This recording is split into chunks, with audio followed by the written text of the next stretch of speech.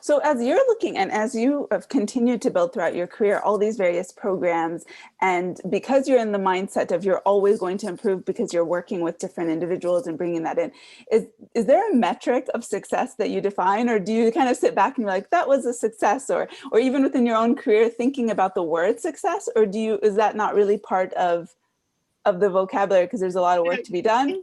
So I'm going to say success has got to be a part of my vocabulary because I get grants and funding and I have to be able to monitor.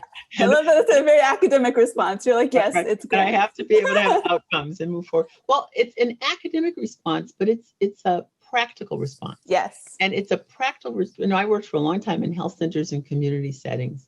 And it is good to want to do good, but it is also good to know if you did good. Yes. And so having this quality improvement, this lens of saying, did I accomplish what I set out to accomplish? Could I do it better? Should it be done another way? Is there something that's more effective? And always bringing that to the table.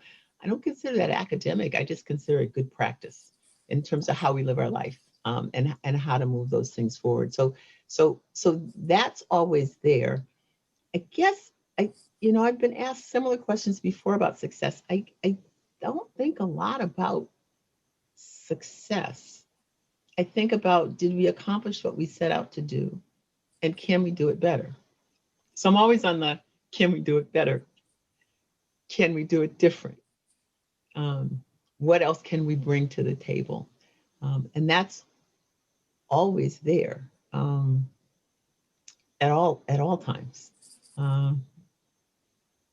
So success is sort of like an endpoint to me. I'm not an endpoint on anything. Everything is still growing for me. But I've been asked before. I guess at some point I need to figure out what success is, but it's moving forward. It's just moving forward. Yeah. From my understanding as I'm listening to you, it's very outcomes driven in the sense that you need to recognize what those outcomes are. You need to be able to measure them and to know if you're moving forward, but to know that there's always a path forward. It's not that you're necessarily just there. So that's really great. And it allows you to take, to recognize small and large victories. Sometimes I see people, they've set this goal that what I'm going to celebrate is when I reach the top peak of the mountain. And they're not looking at the hills and the achievements in between as they're on that journey. And so sometimes they feel disappointed and burnt out because it takes so long to get to the peak, as opposed to celebrating, wait a minute, I just climbed that hill. That was pretty awesome.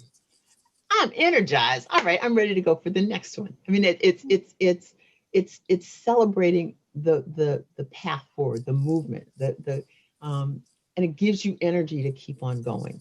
And for me, this understanding that mountain's going to be there when I go. It's still going to be there.